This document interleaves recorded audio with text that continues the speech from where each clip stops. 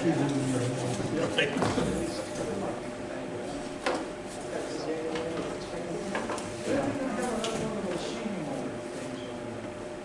we're going to talk about that today. Before we begin today's meeting, I just want to remind you today's meeting is being recorded and will be uploaded onto the city's website. Any person may take a video or audio recording of any open session of any meeting or may transmit the meeting through any medium subject to reasonable requirements of the chair as to the number, placement, and operation of equipment used so as not to interfere with the conduct of the meeting. Any person intending to make such recording shall notify the chair forthwith. All documents referenced or used during the meeting are to be submitted in duplicate to the chair pursuant to the open meeting law and public records law. All documents shall become part of the official record of the meeting. Madam Chair. Call our meeting to order. And has everybody had a chance to review the minutes of the last meeting? Now, according to my records, the last meeting was May 3rd. Is that correct with everybody? Yes. So it was not June 7th. Yeah, we do not have minutes from the June 3rd meeting. We had a meeting scheduled. We gathered, we didn't have a quorum. So there are no minutes from June 7th, but a meeting was scheduled and was held without a quorum. No business being discussed therein. Any other discussion on the minutes from the previous meeting? If not, can I get a motion to accept? I'll make a motion.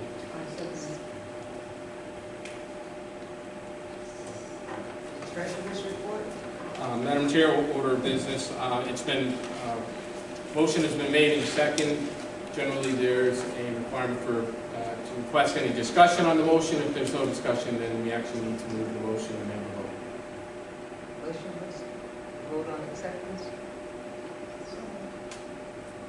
Is everybody in agreement? Yeah.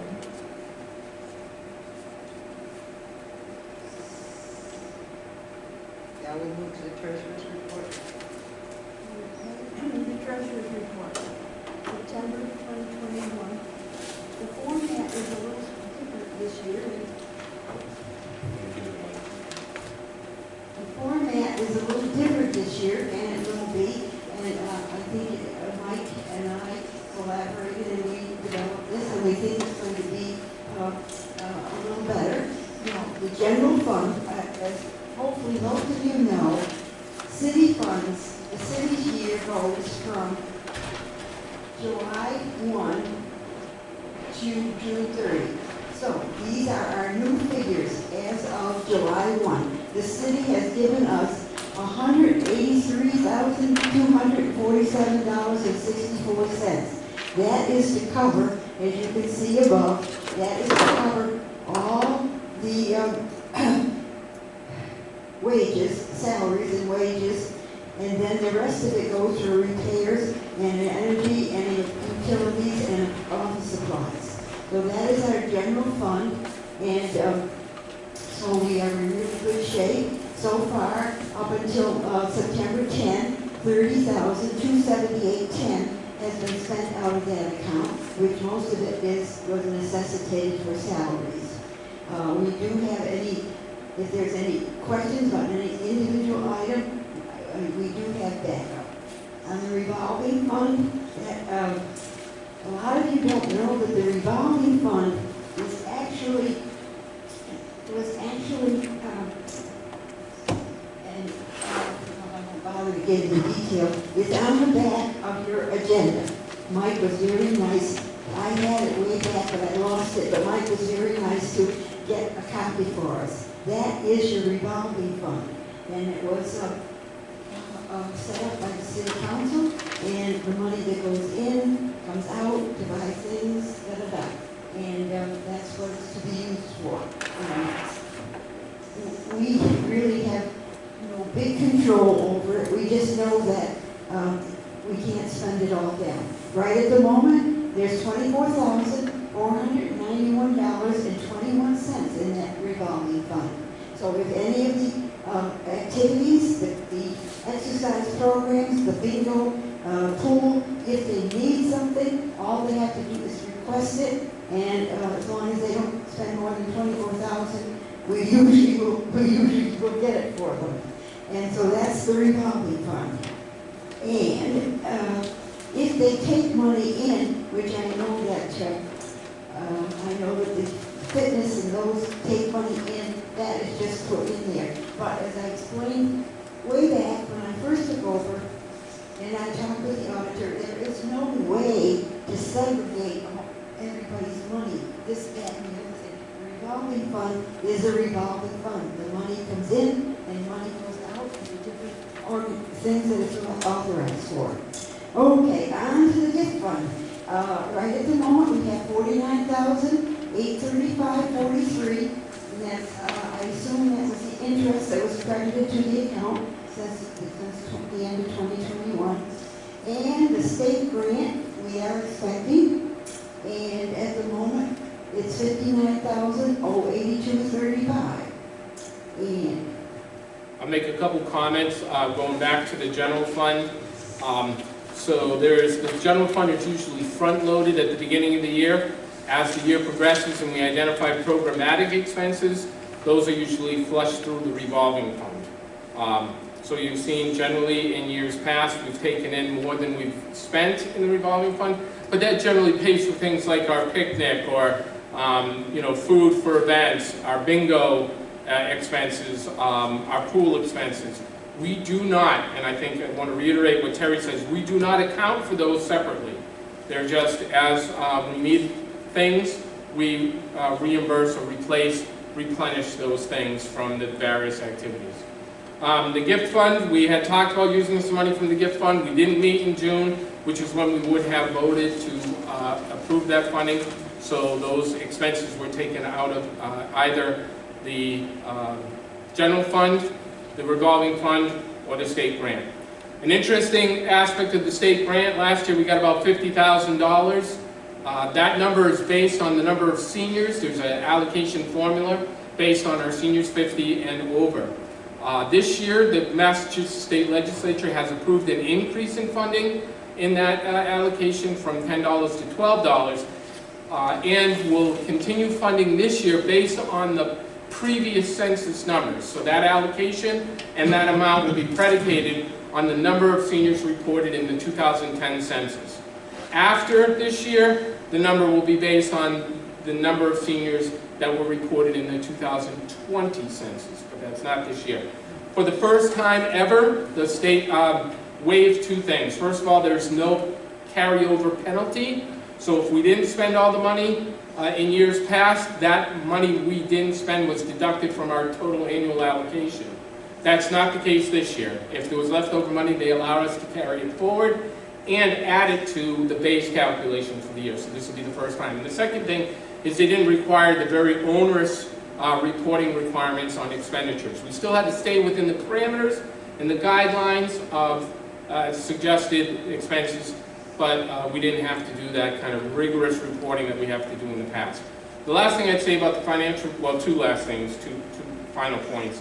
One is, please note the revolving fund has a cap of $20,000. That's generally the maximum that's allowed to be carried over. The City Council, the Auditor, and Treasurer have been good enough to waive that requirement and allow us to carry more than the $20,000 that's kind of generally authorized. But we really should be spending down that money, and we want to do it in a way that's prudent and responsible and fiscally sound.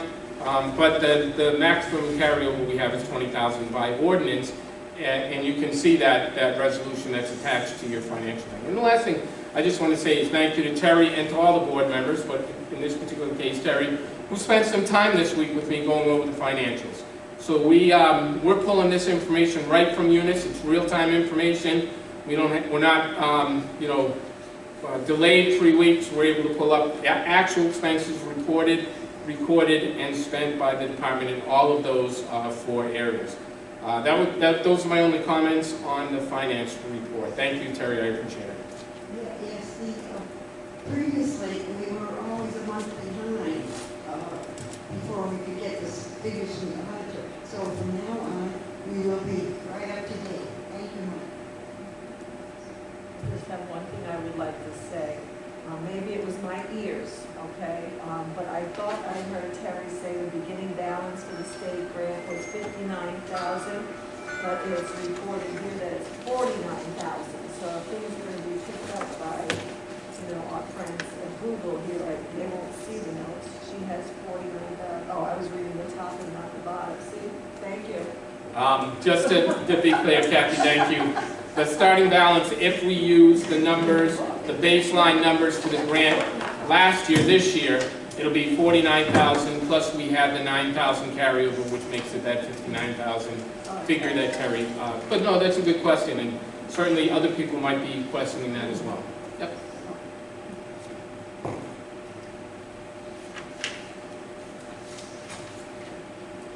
I have a question.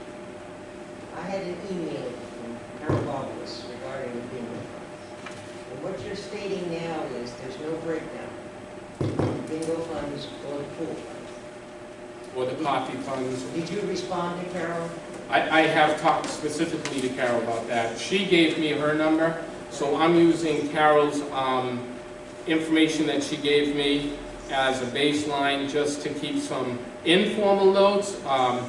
But there are a lot of activities that happen in the center. Some of those activities break even, some of those activities raise money. Since I've been here, we haven't been doing bingo. We just started bingo in July. I haven't seen any money come in from bingo. So I don't know how in the past, and looking over turnovers, how in the past they've kind of reconciled those amounts. But I've assured Carol, and I want to assure the board members here, that as we progress with activities, if activities need things, and we have the money, we'll purchase those things. We have $24,000 in the revolving fund right now. That's $4,000 more than, than expected, and it gives us a little bit of wiggle room to support some of those programs. Some of the things we've done, for example, is pick up some additional weights for funding fitness. They've asked for that for part of their program. They've needed it and wanted it for some time. We were able to do that. It was low cost, low impact. It's all right with you, I'm going to shut this off. And we're able to pick that up and still carry over that balance. So I think the concern by Carol is legitimate. She's got a vested interest in this. They worked hard at bingo, but we've made the commitment and pledged to her that whatever we need to do, we will do to support and continue the bingo program. A side note on that, by the way, in July when we started bingo up, the camera was broke. The camera didn't work. So we immediately said, oh geez, well we need a camera in order to do bingo, and went online to look at it, and the cost was about between $850 and $1,200 for a new camera, which we were ready to spend. Thankfully, Rob had a connection and had talked to a person who had indicated a bingo had closed, and we were able to connect with them. They had just bought a brand new camera. So we bought their camera, we bought their brand new camera they used for a year, a secondary camera, their backup camera, and 4 or 5 boxes, brand new boxes of sheets for $250. So those are the ways. We didn't hesitate. There wasn't any hemming and hawing. We didn't have to meet with the bingo people. We just said, we need to do this. Let's spend the money. And that was before I had the discussion with Carol on what her notes were in terms of balance. So that's the only thing I'd say, Madam Chair, is I understand that she's kept some side records. There's no way to reconcile those. There's no revolving fund for bingo. There's no separate accounting for bingo. All the money just comes into one kind of general slush fund and goes out. And I think that the idea, the perception is that those things that make money will support those things that don't, to ensure that the programs and services we need for our seniors are being provided. We don't have to, we're not in a predicament now where we have to worry about nickels and dimes.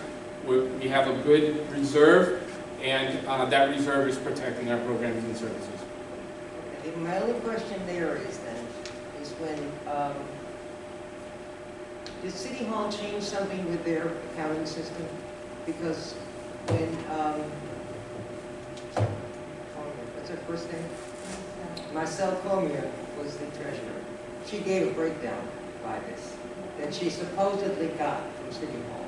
She didn't get it from City Hall. We went back and looked at the records. There's never been a bingo account for the Council on Aging. So Marcel might have been doing that record keeping on her own. That's right, because when I took over, Marcel gave me that, I started with nothing. And I went to see John Richard, the city auditor,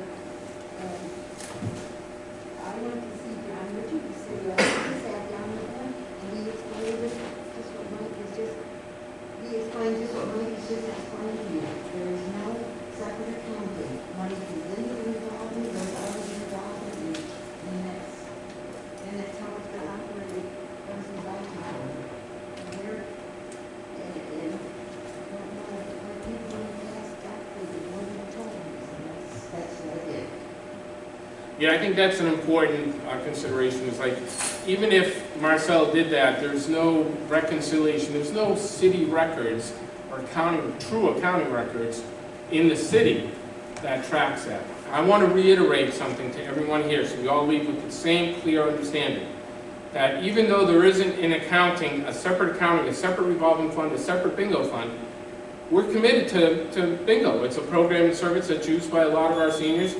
We'll provide the funding, whatever that funding is, when it's necessary. There isn't an issue of money. They're not asking for money. There's no money missing. It's just their understanding that there was a separate revolving account or accounting of funds that we don't have. And there's no trace of it, by the way, for the last at least 2 years. We've gone back and all the financials that were presented to the board. There's no trace of it from a city perspective. Again, Marcel might have been keeping a detailed report on how that money has been accumulated, but we don't have it. It's not in the city In the books. past also, the pool players. There was a time there where the pool players, they needed something done with the pool tables. Yep. And they ended up owing money to the senior center. So how was that reversed? I have no idea. I can't answer you on that. I don't know. That was many years ago, excuse me. It wasn't that many, I mean, Well, no, I remember it. I remember when yeah. that happened. So that, I mean, it almost seems like there wasn't this separation at that time because we determined the pool players owed money. Yeah. This was probably when Claude was here. That it was Well, if determined. not Dan, that's a long time ago. Yeah, I remember, and I think that at that time, that's how everything was kept. You know, it was separate, but then, I think when Claude came in, we pooled it. which No, was the- Claude was the one who said that the pool players owed money, because he had the pool tables fixed. I'll go back on my previous minutes, but it was that, I just, you know, it's, fine, I have no problem with it now, but I'm just wondering, in the past, were these falsification figures? In the I don't past? think so. I think it was what people's understanding was, gentlemen's agreements and things like that. I think one of the other things to consider, folks, is if the pool players came to us now, and in fact we're looking at the pool tables, one of them, the bumpers are a little soft and definitely need to be kind of resurfaced, that's a senior center activity. I mean, I don't know why we would say to the pool players, gosh, you have to raise the money to support the infrastructure of the Gardner Senior Center. I think, they contribute, in a small way. They don't certainly pay a significant amount of money, and that's rightly so. Like, they make a contribution. Just like we make a contribution to the coffee, if all of a sudden the coffee maker broke, we wouldn't ask people who drank coffee to contribute, $15 to buy a new coffee maker. That's what the gift fund is for. That's what the revolving fund is for, and that's what the general fund is for, is to pay for expenses in the senior center. And we're going to talk a little bit about what some of those extraordinary expenses are, so we can get perspective about, $250 in bingo supplies or $500 for pool, when we see how much money has actually come into the center above and beyond our budget, way above and beyond our budget. So the city's been very good to and supportive of the center for those kind of major capital expenses we have. I hear their concerns, and I don't want anyone here to think I'm blowing them off or being, not sensitive to it. I think you heard very clearly my commitment to making sure that we continue to support bingo in the way that bingo needs to be supported. And if they have expenses, we'll find the money for that. That's just the reality of it. Well, last year they had, for the pool now, we would all put in, everybody in the pool, once a week we put $1 Yep. in, and then plus the coffee and everything that we ran. Now, they had a big crowd last year. This year you're getting 8, 6, 7, 8, 9 people a day. So they haven't done anything yet, and I don't know if that's something you want us to start doing. It paid for that one time, enough to fix one of the tables, put a new, Yeah, I think the answer is we're starting to get back to normal. Just to keep people, and I don't want to get way off base here.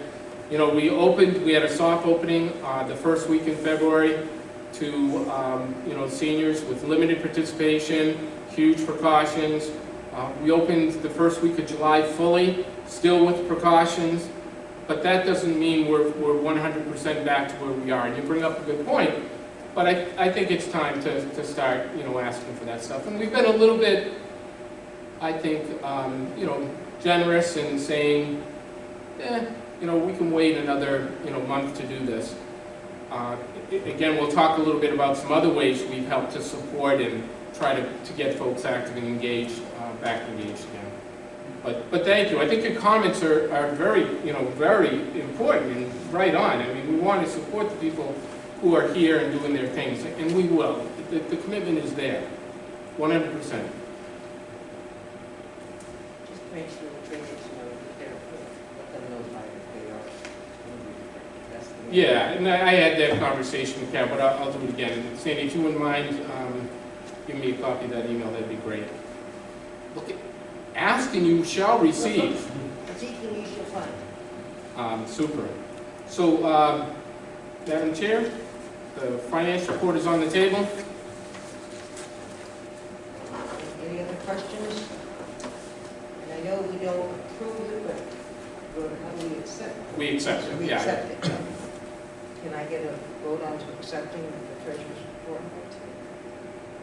We don't really have to make a motion, so just to be all in favor of accepting. No, I think we talked about this. We do, yeah, just to accept the report, we do. So motion, Cindy's been made. I think we had a motion last month.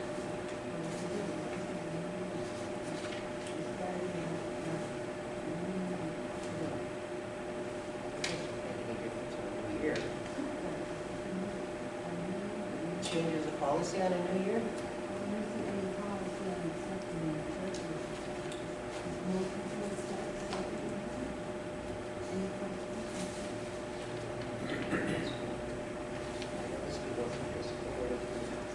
There's no negative to accepting a treasurer's report.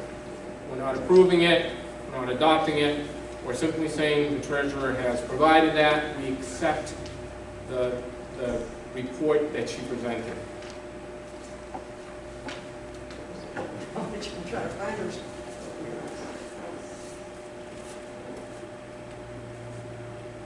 Maybe we should accept the treasurer's report, is all it says here. That was a good one.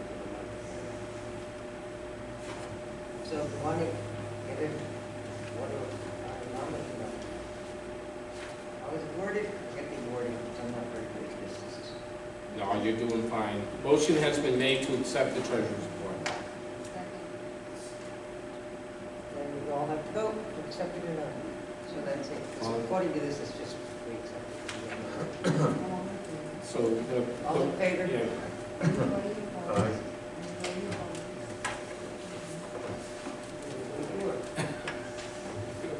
Okay. So now we're going to go on to old business. And we have COVID-19 updates as under old business. Yeah, I want to make sure you guys all know what's going on. So,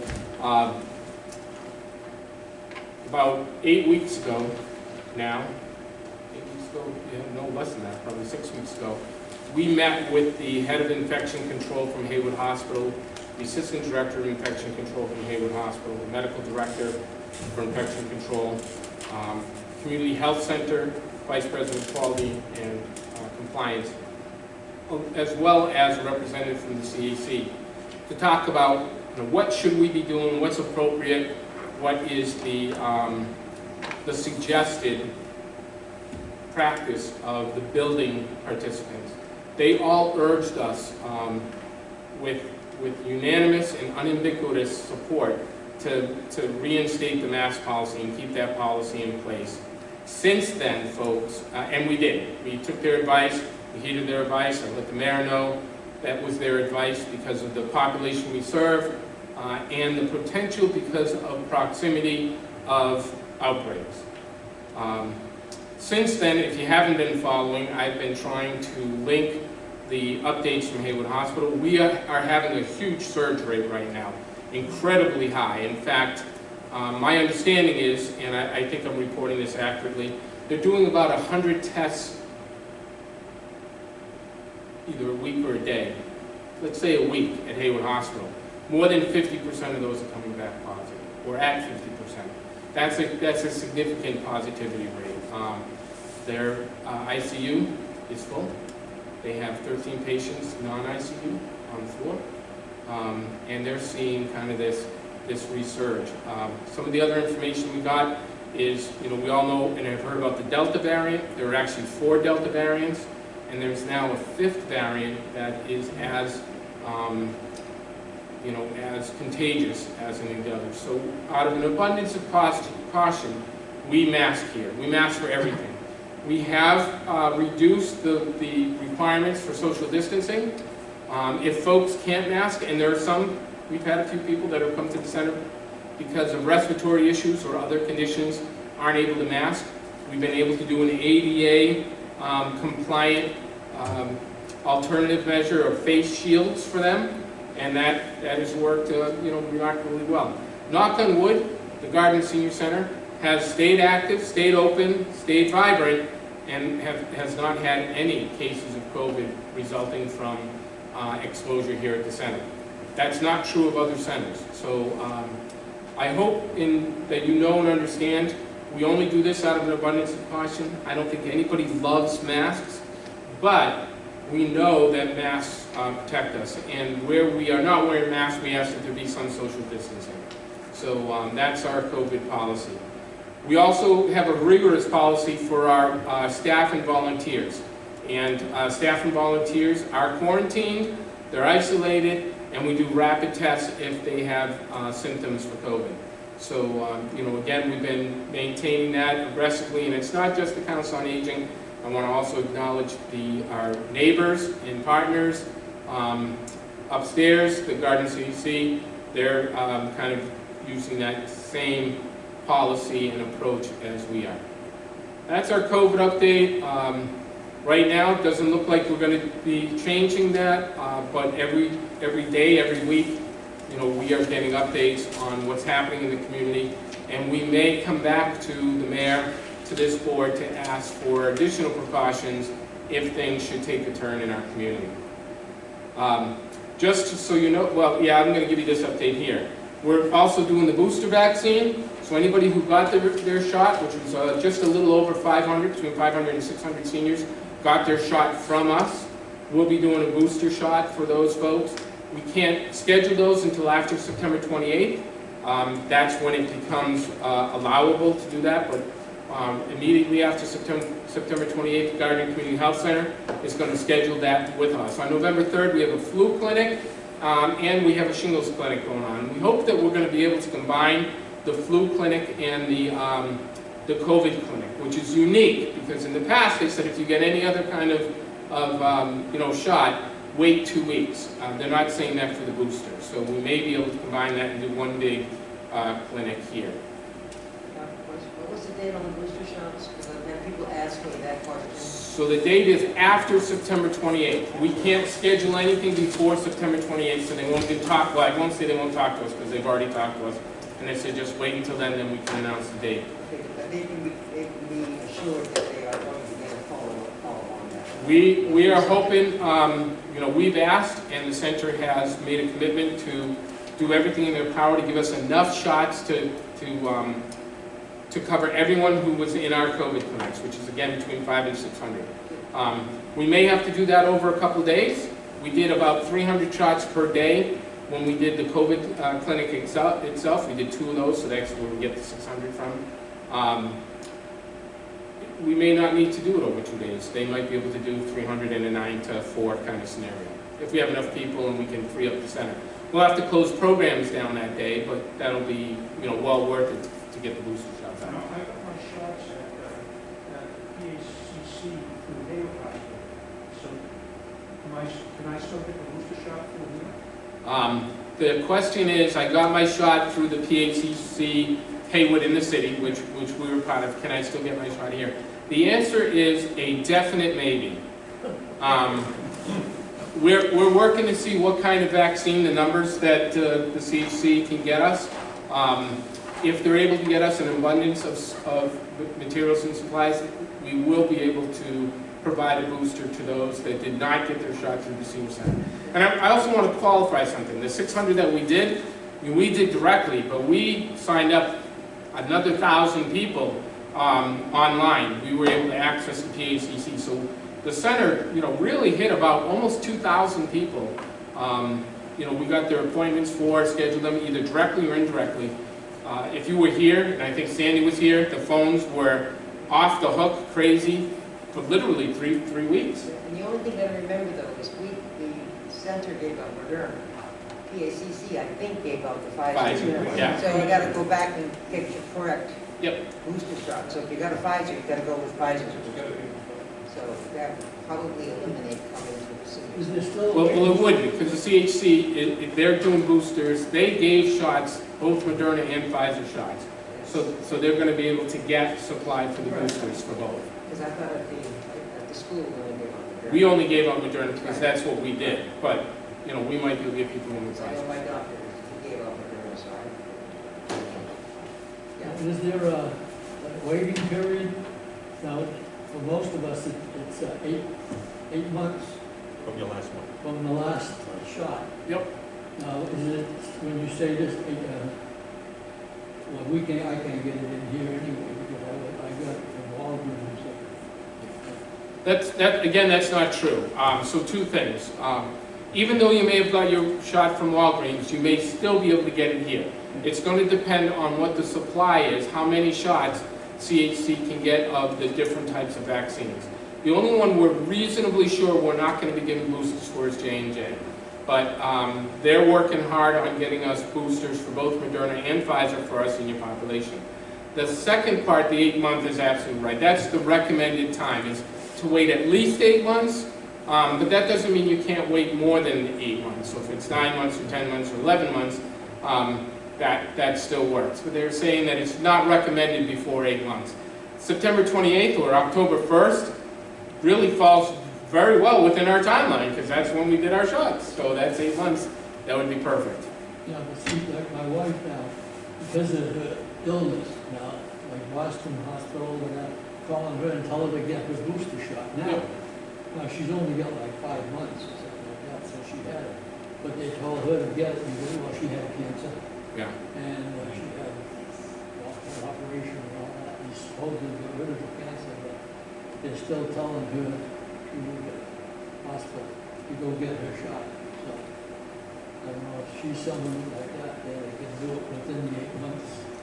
Yeah, I don't know the answer to that. I'm sorry. I believe it has to do with underlying conditions, and that would be an underlying Yeah. condition. Yeah, I think so, too. Exception. You said there was flu and shingle. So right now, we're scheduled for the flu shot on November 3rd. That date is going to change.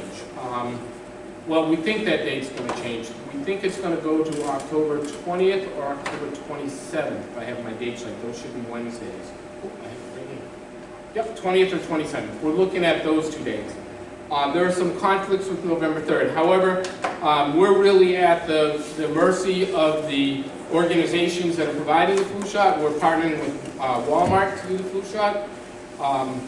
So their corporate offices have indicated November 3rd for that date, but they're looking to see if they can change that to the 20th or the 27th. We will send out a notice on that. You'll get an electronic notice. You'll get a robocall, and it'll also be in next month's newsletter. So we'll have all of that firmed up within the next week or two. The shingles vaccine, the clinic is a little odd. So shingles vaccine, it's a little convoluted how insurance works and doesn't work. So you have to go through insurance for the shingles vaccine. So what we'll do is we're setting up a clinic with Chair City Pharmacy in Gardner. They are providing the vaccine, but that will be a pre-registration, pre-approval clinic. So that won't be a walk-in clinic. People who want it, they'll come in, they'll fill out their application. Chair City Pharmacy will process it to make sure that you're covered, and then we'll schedule the appointment. Yeah, I mean, that's like, That's a new one. that's really kind of cool. That's all I have for that, Madam Chair. The only, it's not listed on here on the old business, but I have it as to the board members being who needed approval from the city council. And there's also one term that is up. And whose term is that? Audrey she was elected 2 years in 2019. So the issue on the table right now is just to find out the status of appointments. I know the mayor's office is working on those. There have been a number of priorities, including in June, July, the budget, and meeting with department heads. So he and I have talked about it. He has told me he's on this. We should have an answer soon. Partly my fault for not following up for this month. It kind of escaped me, and then all of a sudden came to light. It was too late before this meeting. But we should have some answers. There should be some appointments that are going from the mayor up to the council soon, and that issue should be resolved. That's all I have. I don't have any other information on that. I apologize for not being a little bit better prepared for that item. So somebody can help me here, because Audrey's has expired. I'm going to get the letter here.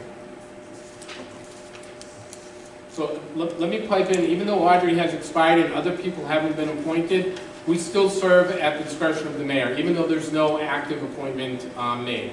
So everybody's role here is still viable and still bona fide until the appointments are, official. You can still serve in your capacity until such time as either you don't want to or the mayor has asked that you no longer serve. But right now, the issue of appointments is not a concern. I did check specifically into Because that. right now, there's two of us that have been approved by the mayor, Ron and myself. I was approved by Mayor Hawk, and you were approved by Mayor Nicholson.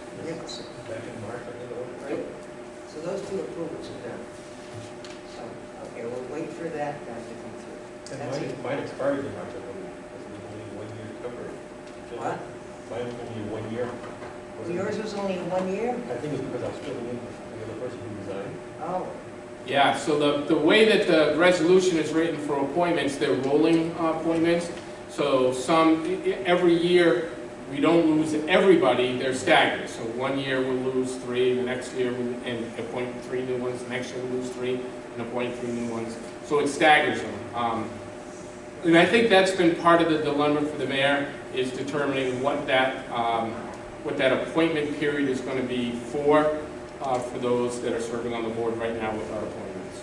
mine expires August 21st, 2022. So, Alan McNally. So that's when mine expires. All right, we can move on then. Does anybody else have old business? Seeing none, we can move on to the new business. All right, so this is going to be the Joe Isuzu presentation. Those of you remember the old Joe Isuzu commercial we talked past. I wanted to let you know, first of all, like a lot of stuff has been done here at the Senior Center. And if you look at the budget and the financial numbers, they don't really tell the whole story. And in fact, last year, we saved, or we did not spend what we had budgeted because there were periods of time that we didn't pay the director, we didn't pay the administrative assistant, and there were some other areas that we underspent. So you'll see like this year's budget is significantly more, our projections are significantly more than what we spent last year. That's not because we're spending a lot more money, that's what our anticipated expense was actually last year, because we didn't spend the money because of those vacant positions. But here are some things we did do this year. First of all, lines and signs in the city has been remarkably participatory in the Senior Center, and probably more so than ever. Every month we have a different program. Every month they print posters for us. These posters that they print are on corrugated cardboard. If we got those printed commercially, they'd be about $50 each, between $25 and $50 each, depending on the graphics. So some of those that are hugely graphic intense, they're going to cost more than the ones that aren't. But every month we send them a list, we send them the graphics, we send them the layout, they print them for us at no cost to us. That's a significant contribution to us. We put in a new phone system, and Sandy will attest to it, Teresa will attest to it. When we were doing the COVID calls, it was very difficult on the old phone system. We had 2 lines, so we could only have 2 people going, and if somebody tried calling in, they'd get a perpetual busy signal.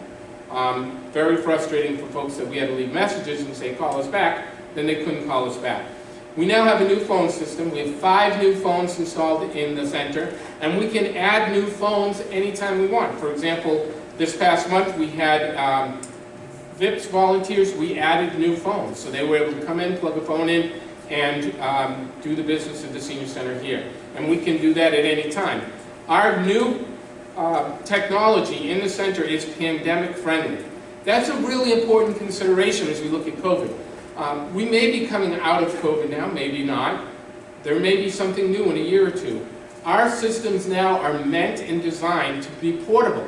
So I can take the phone literally off my desk, go home and plug it in at my house to the internet, and be able to hit extension numbers and call our staff. When I dial out, it'll dial out on the senior center's number. I can retrieve messages, and people who call the center will be calling my house. That is enormously powerful and helpful for all of us. So staff still have the same extension numbers, the office still has the same phone number, and they can reach staff 24/7, which is really great. You all know we had the flagpole replaced, we did some generator repairs, we installed a new heat split downstairs, we did some rekeying of the building, we have a countertop installation coming in. We got a new copier. By the way, the phone system, I started telling about that. That was about a $4,000 to $5,000 investment that didn't come out a penny out of our budget. That came entirely as additional support from the city to the senior center, as well as a brand new copier, which was about $4,000 expense. So that's close to $9,000 to $10,000 in technology alone. We won't talk about the support we get for lines and signs and things like that. The CHC upstairs installed a new refrigerator, but the idea here was again that it's pandemic friendly, so that if we ever had one of these issues, that refrigerator would be available. The city paid for close to $10,000 of the installation on that refrigerator, which was pretty significant. We replaced the basement pipe downstairs for $10,000. All in all, if you do the math real quick, there's about $35,000 to $40,000 of major infrastructure repairs. That's not ordinary maintenance, that's not cleaning, of major infrastructure repairs to the center since February. We're open for all activities. We have yoga, wood carving, knitters and quilters, book club, bread and pastry raffle, pool. We did the tax program this year at a cost of about $12,000. We have the library, mahjong, cribbage, shine, Zumba, Wii, bridge, bingo, line dancing, integrity Medicare, technology assist, whist pitch, book with friends, Gardner rehab desserts, and Baldwinville desserts as regular monthly programs. Regular monthly programs, all at full capacity. We're working on a support group for caregivers, folks that are taking care of someone else, whether it's their grandchildren or their spouse or their child, as well as a support group for our LGBTQ community, and doing a music social program, just to allow people who are musicians to come together and play together, play their guitar, play their drums, whatever it is here at the center. We have special programs this year, this is all since February. H&R Block Tax Program, again, spent about $12,000. Legal considerations for seniors, our Veterans Program on June 13th, our Vet to Vet Cafe, Elder Care 2021 Summit, our Breakfast with the Badgers reinstated, Senior Center Month this month. We have a tea party next week. For those of you who have not signed up, you still can with History of the Tea. It's going to be great. We've done 2 grab and goes, our Conversation and Coffee program, concerts every month from July through December, many with meals or special programs associated with them. We did the 9/11 program in conjunction with the mayor's office and veterans organizations, the fire department and police department this past Saturday. A wonderful program. We have origami next week. Cake decorating in October, which would be great. Price Chopper, a wonderful partner in our community, providing the cakes and frosting. We just need to provide the people. So you come in, they'll show you how to decorate a cake. It's going to be great. We're doing art in November and December. We have our holiday meals coming up. Thanksgiving is finalized. We've put all the final touches on that. And the Christmas meal we're working on now, just doing the final touches. From a nutrition program, we've introduced SNAP, access to SNAP applications with Supplemental Nutrition Assistance Program. So folks that need more, more assistance to get good, healthy foods can come in and get their applications filled here and be eligible for SNAP. We do our congregate meals, by the way. Congregate meals are open. We encourage all board members to come on a Monday, Wednesday, Friday, have a hot meal with your colleagues. And our grab and goes. From a health and wellness perspective, we did the COVID clinics We're doing the round 1, we did the 2 doses, round 2 is coming up. After September 28th, we have the flu clinic, Ask a Pharmacist, Central Mass DNA. We have a shingles clinic, blood pressure, monthly, File of Life, Integrity Medicare, Masks, Shine, Miracle Ear, and Fallon Senior Care, all since February. One thing we have not implemented that people have asked for are the manicures and the foot care. We just think that, right now that's not appropriate to kind of do that level of services, but we'll reintroduce that pretty soon. We've had guests at our center. We've invited and encouraged people from outside the community to come and talk to our seniors and talk about those things that they are most concerned about. We've had the building inspector. Obviously, we've had the mayor, who has been here now multiple times. The health department has been here. Chair City Pharmacy, Gardner Police Department Community Policing, Gardner Welfare Committee, the committee that sits on the council and oversees the Council on Aging, came here and visited our site and toured, and had questions answered and had some real great discussions about what's going on. Upcoming, we have the city clerk. Rick Walton from Gardner Ale House is coming to visit us. Wynn Brown, the president and CEO of Haywood Hospital, or Don Casavan, the vice president of Philanthropy and Community Relations, is coming in. Andy Boucher from Boucher Funeral Home. Community Health Center, their staff are coming in. HOPE, the House of Peace and Education, and the city's HR department. All folks that are coming in and talking to seniors about opportunities or concerns that they have. What better way to get people engaged than someplace they're comfortable and familiar with? From a communication perspective, we have senior moments. Please, I'm not going to ask anybody here to raise your hand, but I'm hoping you're all saying yes, yes, yes in your head. We started a cable TV show almost immediately in February. Our guests have included Claude Ledger, the past director of the Senior Center, D.A. Early, Joe Early himself, Paul Fitzpatrick from GFA Federal Credit Union on financial considerations, investments, and strategies. Attorney Gina Wilson from Pusateri and Wilson did legal considerations for seniors. Keith Aubin did Medicare and supplemental programs and things like that. We'll have the Aging Services of Central Massachusetts, Mayor Nicholson, and other folks coming up. By the way, if you know somebody in particular that you think would be a great guest on Senior Moments, please let me know. We'd love to have them. It's sometimes difficult to get guests. So far it hasn't been, so knock on wood. We've done, how many of you know this? Because of those phone systems, we're able to employ VIPS volunteers, which is the Voluntary Tax Incentive Program. They do some work for the community and they get a little bit of money off their taxes. Some great volunteers. Shout out to Arena Landry and Anita Woodrow, our 2 VIPS volunteers. And other volunteers now have started and have heard and are helping us make calls. We made over 2,000 calls to seniors in the Gardner area. 2,000 calls to folks that have been isolated and disconnected to find out how they're doing, what they need, what are their biggest concerns, let them know that we're open, what we have available here as a center, update some information, and we've been vastly successful at getting phone numbers and emails from folks that we never had that information about before, so that we can keep them updated with email blasts and robocalls, as well as our written newsletter. Speaking of which, we put out 1,800 newsletters this month, and every single one of them is gone. We usually have a stack of about 400 here that we go through. We're desperate to find newsletters now. So that's a great sign. People are picking it up, reading it, and using that as a resource. And of course, the robocalls and emails that we've been putting out. Today we did a program, a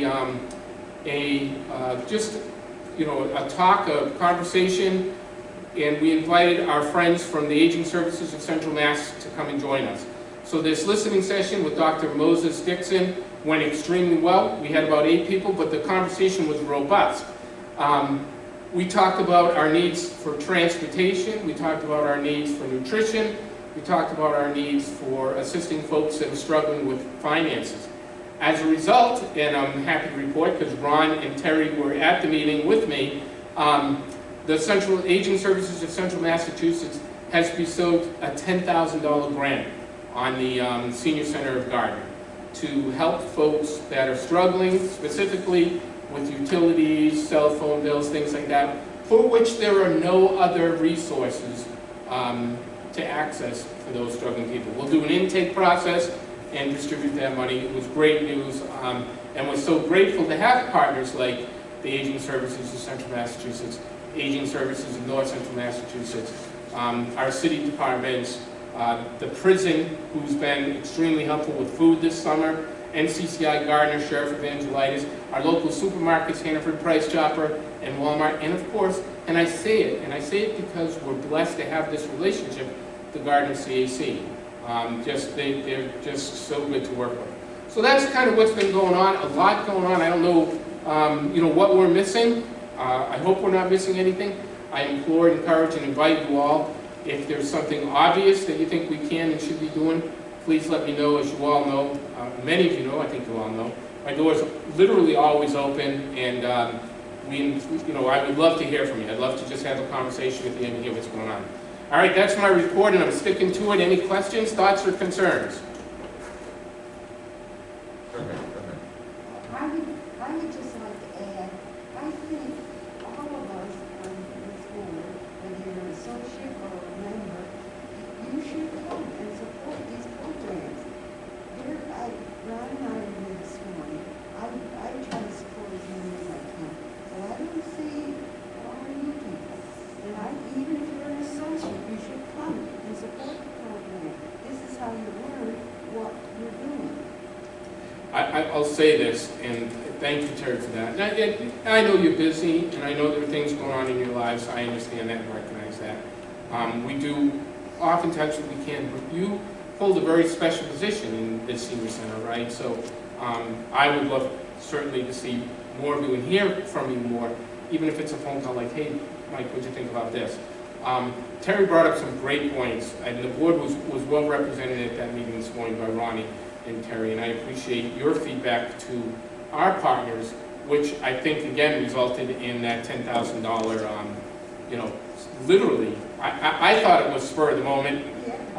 He said, you need it, we'll get it somehow to you. I was shocked when he said that. I was floored, like, wow. God is good. We're blessed in this community, certainly in the senior center. Paul? Yeah, I was talking to a friend of mine down in D.C. about, she works in the office, but it's like office of elder affairs. Yep. I used to live down there for years, so I know about the bureaucrats. And we were talking, and my concern was, I brought this up, I think, with Ron at the chicken barbecue, about being more GLBTQ welcoming. What's happening now is, and she had said to me, she said, a lot of people in that community are not going to see these centers. Now, this is their perception. It's not that I agree with it. It's that gay seniors do not go to senior centers because of the fact that there are people that are their age or older who may hold a lot of prejudices. Yeah, I think that's true. And that when they go to them, they feel like an outcast or an outsider. I know you may not, feel that way yourself, but the perception is there because what has happened is that, as we all know, is that the younger generations have been more welcoming and more understanding and more accepting of gay people. That, these kids today are coming out, 13 years old, for God's sakes. I didn't even know what that was at 13. I had a ball and a stick and I was happy, But these kids are very sophisticated. They know what's going on. But as far as, I used to belong to the Union Church for years, and the reason I went was that they promoted themselves as a GLBTQ welcoming church. So I knew that I'd be welcoming there. Are we doing enough to do that to that community? Because there are people out there in that community that are very isolated. A lot of them have lost their significant others, their husbands, their wives, they're married, getting married. Their social network is dwindling because, let's face it, we're getting older and people pass away. There's a lot of reasons. There are people that were supposedly straight and had children, got married to a woman, or she was a woman, she got married to a man, and lived a life their whole life, decided to come out at the age of 72. Well, you're too old to sit on the bar stool. And who wants to, really, How do you reach out to them so that they don't feel lonely and feel isolated? The thing with this is that I lived through this is my second pandemic when you think about it, by the time I was 30 years old, most of my friends were dead because of AIDS. I was a good boy. I didn't fool around. Well, I don't know, but whatever reason, it was a pretty sad time in the early 80s to go to funerals every other week because somebody passed away. You know, now I'm generally to a stage in my life where how many more years do I have left? So I'm back at that stage where, you know, people that are leaving, we're all going to be leaving them. So I think the question I want to bring up today is what can we do more to reach out to these people out there that may not know that we're here to help them? I would feel to have a social group where I can meet other gay friends. All my gay friends are down in Worcester, you know, and it's winter. You know, I'm going to need more friends. And sometimes you just need a good gay friend. So I don't know, I want to bring that just a discussion or a thought. Thank you, by the way, for your personal perspective and your courage for bringing this up for us to talk about, like, because it is an issue, and I think, yeah, go ahead. I've been out since 1972. My father told me not to live a lie, so I never looked back. You know, I've been to protests where people threw rocks at me and told me that God hates me. You know, so it just makes me stronger. That's my own personal thing. I did talk to the mayor, and I did talk to John. I don't know if they talked to you about it. I've talked to John, yeah, so we're going to bring that up in a minute, yeah. Yeah, So, okay. Yep. Because he actually brought me a lot of good resources. I said, how do you start gay programs in a gay senior center? And he sent me a whole slew of resources the very next day, which I never went to chicken barbecue. So we had a little nice little discussion. And then I talked to the mayor, and he says, there's funds in the account for that sort of thing. And I'm like, what fund are you talking about? I don't know if you knew, I don't know. This is a diversity thing, you know. And I wasn't even there yet. I wanted to look at the issue and say, what are we doing as a community to reach to other communities? So again, You know? I totally know, and I 100% support and respect that position. I think so one of the things I found coming in early on, too, wasn't the lack of care and compassion, but necessarily obvious diversity. And you're not the first person that's talked to me about it. There's surprisingly several folks that have come and asked. I'm glad you heard that. And not only because of their own personal experiences and what they're going through, but now they're caregivers of young people. You know, certainly there are more elders in our community, more seniors in our community that are taking care of grandchildren or their own kids. And so they're seeing that in their lives and didn't necessarily experience the same support and understanding and empathy as young adults and older adults, maybe as you know, our generation has. So that's immediately why, or I should say why we're immediately trying to get the LGBTQ support group in our center so that seniors who are either caregivers or themselves in the LGBTQ community know that collectively we support that. And if it doesn't result in 1 million people, that's okay. Because I want the message to be out there that we accept everyone in our senior community, without exception, and try to provide services. So we're tasking on getting additional kind of resources and services for not only the LGBTQ community, but our veterans groups and things like that that have been underserved by the senior center, not in our community, by our senior center. But remarkable perspective, and I thank you for that. Then the outreach person that we hired, is that part of their responsibility? Collectively, it's part of all of our staff responsibility, and I think that's a really important. I do have one last thing to talk about is staffing. Something that this board should know from a philosophy perspective is we don't pigeonhole our staff. For those of you who have seen Rob, and he's the best example, he is, and in fact, is getting a title change very soon, and I'm hoping that we'll be able to announce that, and you'll be able to offer congratulations to him on that. But Rob is asked and answers the call to do more than just move tables. He's a program person, he's an ambassador, he's a caregiver, and he's part of our support team. Nancy isn't just an administrative assistant. You know, she does part of the outreach, but our outreach person specifically is designed and dedicated to doing case management. So the idea here is that when we identify our senior who's struggling with a particular issue, and that issue might be housing, That issue might be access to medical care. That issue might be transportation.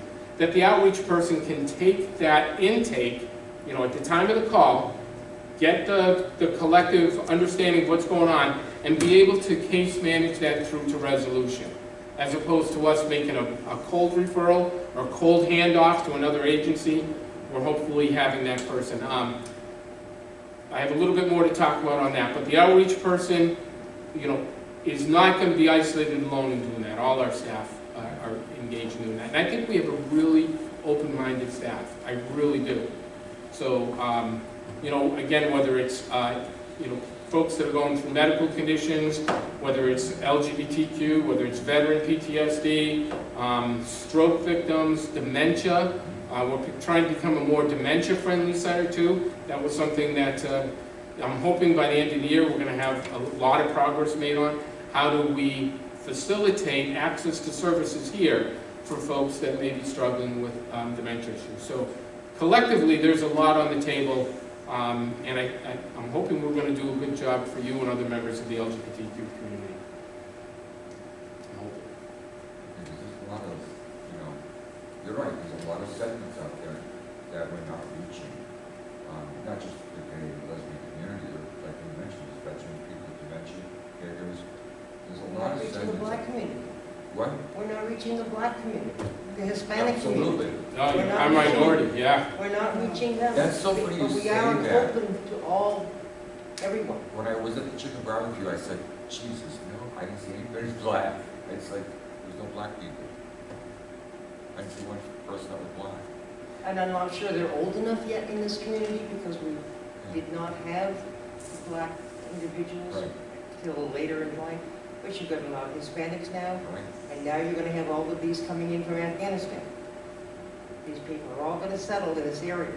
So we are open to everybody, Yeah. but they have to make their needs known to the center so that they can work on it. Because we're just the way it is. See, a lot of people are also afraid to contact us because they may not have a closet in my particular community. You know, they may be not comfortable yet being outed. Do you understand what I'm saying?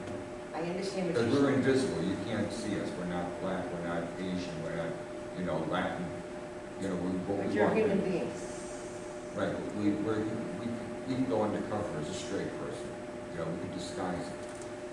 Where you can't disguise race.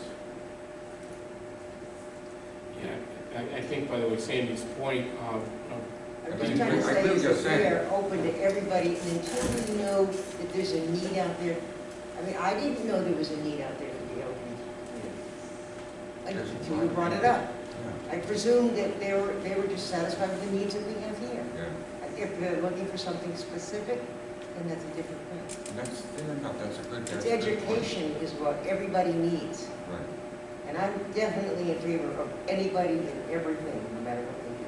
It's their choice, their options, but we are the United States of America, and we are all tonight. I couldn't agree more. amen. Besides, my joke is, you have gay people go to parties, it's gonna be fun. Nobody laughs? You know the food's gonna be good. I love the fact that we're having this conversation because it really tells a tale and sends a message that's really important for us, and that's to take some time as a board and as a community to step back and do a little bit of strategic planning. Like, how do we become more culturally diverse? How do we reach kind of racial minorities in our community in a better way and engage them in the totality of services? How do we, you know, better address and serve LGBTQ communities or caregivers? That would be a remarkable session, and I still encourage and invite us to think about doing that strategic planning, having a board retreat. These conversations we're having, these listening sessions have been unbelievably enlightening for me, and I think they would be enlightening for you as well. And what I'd really like to do is kind of start setting them as a board perspective and invite people to come have conversations with us and talk about what their needs are. I say come and have conversations, but I think we need to do that in other areas. I think we need to have a meeting, a community meeting at Manka Drive. I think we need to have a community meeting, you know, up at Ridgewood Arms, so that we can see, or at you know, the senior community over behind the high school. I think that's the way we reach out to them and find out, right, how do we better our services, enhance our services, build our services to meet their needs. One last thing I want to talk about is staffing. So as you all know, we posted and hired for an outreach coordinator, Ann Boucher, a retired case manager from Montechuset Home Care Co. with over 30 years experience. Came and worked for us. She worked for us for about 6 weeks and has given her notice. Ann's family is struggling with some family issues, and she really wants to be part of the solution for that, for her son and for her grandchildren. Ann has offered, and we have accepted that offer for her to come back and work in a volunteer capacity for our programs and functions. She indicated in the exit interview that, you know, she's really torn about having to leave the center right now, but it's necessary for her family. If we could hold the job open for another 2 months, when things, you know, may or may not level out, I'd love to do that, but we really can't. We need to kind of move forward and open that position up again. It's a little bit sad. She really got along great with the staff and did an exceptional job interacting with the seniors. But there's some things that are just way beyond our control. That is all I have. Any other questions for me? Did you send out notice to everybody about the associate who resigned? I did not. I look at your little email, because it, I got everything. everything in order, and it's out of that. So that's Is it from the side of it? no, Mars. yeah. So that's my response on top. This is the meeting. Right, Mari Lazard has resigned as being an associate because he's going to be spending a lot of time in the sunshine state of Florida. So he has sent his resignation. It was effective immediately, just so everybody knows that he's resigned. Yeah, and Maury specifically said, and I'll read it to you, it's been a pleasure serving the city this past few years. However, now that I'm a snowbird and have moved out of Gardner, this summer has not been active at the senior center. I believe it's in our mutual best interest that I resign effective today. I sent that along to Sandy and sent Maury a note saying thank you for letting us know your current situation. I also sent it along to the mayor. I expressed how much we appreciate him. We appreciated him and his service to the Council on Aging.